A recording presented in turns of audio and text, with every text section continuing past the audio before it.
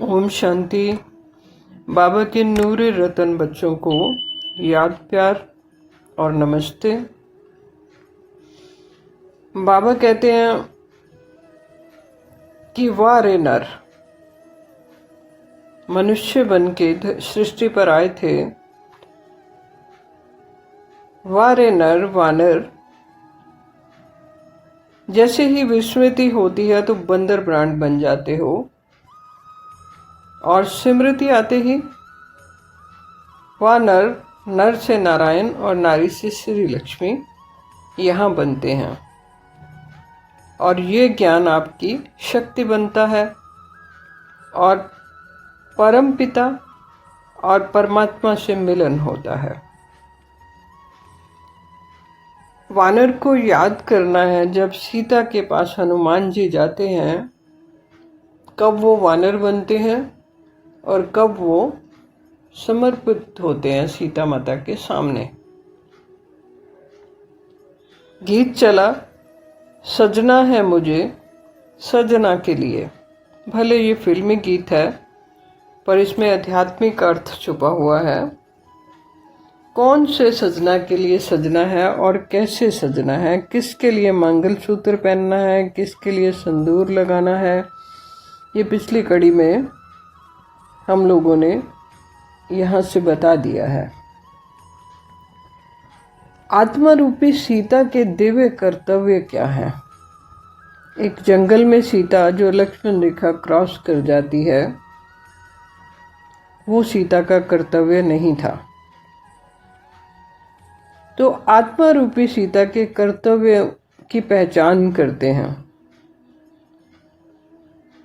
जैसे सीता ने राम को पहचाना, भरे राज दरबार में पहचाना, सभी राजा एक ही वेशभूषा में बैठे थे, तब भी सीता पहचान कर लेती है।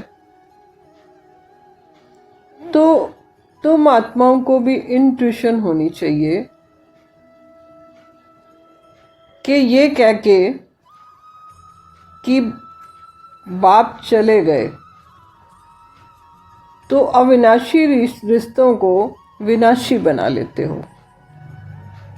जैसे सीता ने राम को पहचाना, वैसे ही आत्मा को आज अपने परम परमात्मा को पहचानना है। आत्मा को फिर से उस एक को स्वीकृति देनी है जो जन्म जन्मांतरों का साथी है।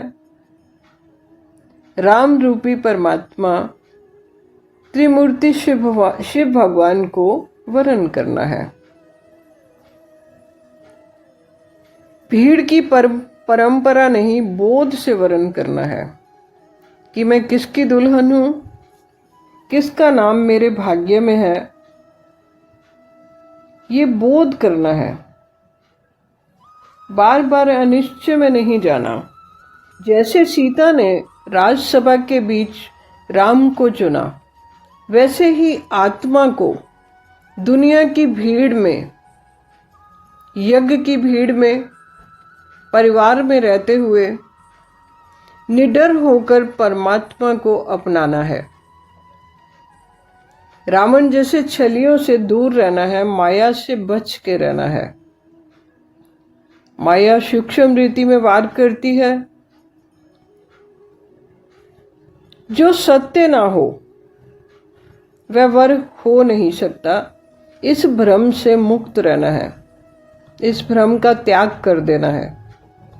जो भी कोई आत्मा आप सबको अपनी बुद्धि में फंसा रही है, ये कहकर कि मैं ही हूँ, मैं ही माता पिता हूँ, हम ही हैं, हमारे सिवाय कोई दूसरा नहीं है, इस भ्रम में फंसना ही रावण जैसे छलियों में फंसने की बात है। मुझे मानो, मुझे जानो, ये भ्रम है, ये माया का रूप है। देहधारी को नहीं, अब आत्मा को अपनी स्मृति में परमात्मा को जयमाला पहनानी है, स्मृति से जयमाला पहनानी है, ताकि हमेशा याद बनी रहे प्रीतम की। प्रीतम कहते ही प्रिय की याद आ जानी चाहिए, ये जो तम रचा है, ये जो शरीर रचा है, ये प्रिय ने रचा है, प्रीतम। स्मृति की जयमाला पहनानी है, ये पहला पहला पहला कर्तव्य है। नर को भी पहनानी है, नारी को भी, क्योंकि आत्मा रूप में सभी सजनियां हो, एक ही साजन है। यही विस्मृति हो गई है। यज्ञ में बहनों को तो फेरे करवाए जा रहे हैं, शिवलिंग के चारों ओर घुमाया जा रहा है, परंतु शरीर से जो पुरुष हैं उनको फेरे किसके करवाओगे, ये भूल गए हैं। इसी भूल का सुधार यहाँ गुरुकुल नारायणी पाठशाला में किया जा रहा है, दिल्ली राजधानी में किया जा रहा है। मंगल सूत्र बांधा जा रहा है, बंधवाया जा रहा है। 3 सूत्रीय जनेऊ पहनाया जा रहा है कि तुम सूर्यवंशी हो, तीनों ऊर्जाओं से भरे हुए हो, ब्रह्मा विष्णु महेश की ऊर्जा तुम्हारे से बह रही है। यहाँ आत्माएं स्वयं वर्ण करती हैं। आज का वर्ण कल्पों तक का संबंध बन जाता है। इसीलिए सभी को ईश्वर से जोड़ा जा रहा है, मनुष्यों से नहीं जोड़ा जा रहा। शाश्वत संबंध बनाए जा रहे हैं। इससे लाभ क्या होगा? आत्मा रूपी सीता के स्वयंवर बोध से लाभ ये होता है, आत्मा रूपी सीता बोला गया है, ये बुद्धि रूपी डायरी में नोट करना है। ज्ञान कौन सा है? क्या पढ़ने आए थे? आत्मा और परमात्मा को जानना था, और जानने के बाद जब बोध हो जाना था तो लक्ष्मी नारायण बनना था। और टारगेट तो अलग से हो तो मुझे ध्यान में नहीं आता। यही टारगेट था कि ईश्वर पढ़ा रहे हैं और आप सबको लक्ष्मी नारायण बनना है।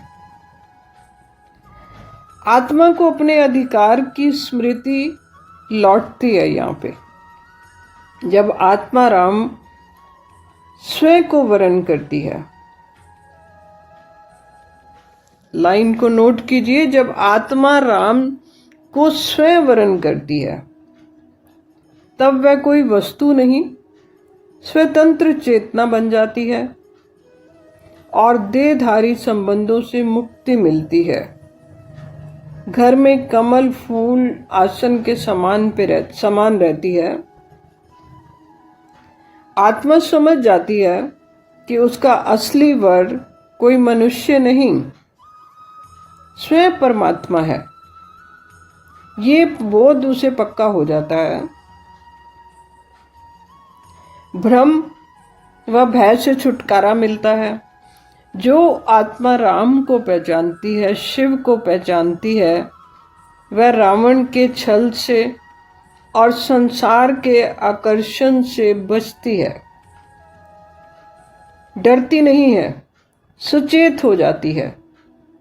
निडर निर्भयता का बोध, मुक्ति, जीवन मुक्ति का अनुभव करती है। वो भी जीते जी करती है। ये नहीं कि यहाँ बीज डालो और अगले जन्म में जाके प्राप्ति होगी। यहीं पे करती है। यही 1 सेकंड का ज्ञान है। स्मृति में जागरूकता आती है। आत्मा का बोध पक्का हो जाता है कि मैं वही हूं जिसने पूर्व में, कल्प में अपने परम प्रिय को वरण किया था। ये स्मृति आ जाती है। देह के मोह से परे जाकर आत्मा उस प्रेम को अनुभव करती है जो केवल राम और सीता के बीच ही संभव था। सत्य, चिरकालिक, निर्विकारी बोध जागृत होता है। निर्णय लेने की शक्ति जगती है। आत्मा अब किसी पंडित या समाज के कहने से नहीं, बल्कि अपने अंतर ज्ञान से निर्णय लेने लगती है। ज्ञान तो अंदर से होना है ना, ऊपर से तो शब्द है, आते हैं जाते हैं। तो अंतर ज्ञान से निर्णय लेती है। परमात्मा से सीधा संबंध स्थापित होता है। ये वर्ण जब आत्मा स्वयं करती है तो वह संबंध बीच के बंधनों से परे सीधे परम पिता से जुड़ता है। ये जो बीच के बंधन है उससे मुक्ति मिलती है। ये परंपरा नहीं, बोध की विजय होती है। यह लाभ सबसे बड़ा लाभ है कि अब आत्मा दुल्हन बनती है अपने बोध से, अपने अनुभव से, ना कि परंपरा की रीति से। तो सीता जैसी सोने जैसी आत्मा बनो, जो डर कर नहीं, वो बोध से राम को चुनती है। क्या है मूल मंत्र? स्मृति बनाम विस्मृति। ये मूल मंत्र है, इसे अच्छी रीति समझना है। आत्मा की सच्ची पहचान की जागरूकता होनी चाहिए। मैं आत्मा हूँ, इस शरीर की नहीं, परमात्मा की सखी हूँ, अर्धांगिनी हूँ।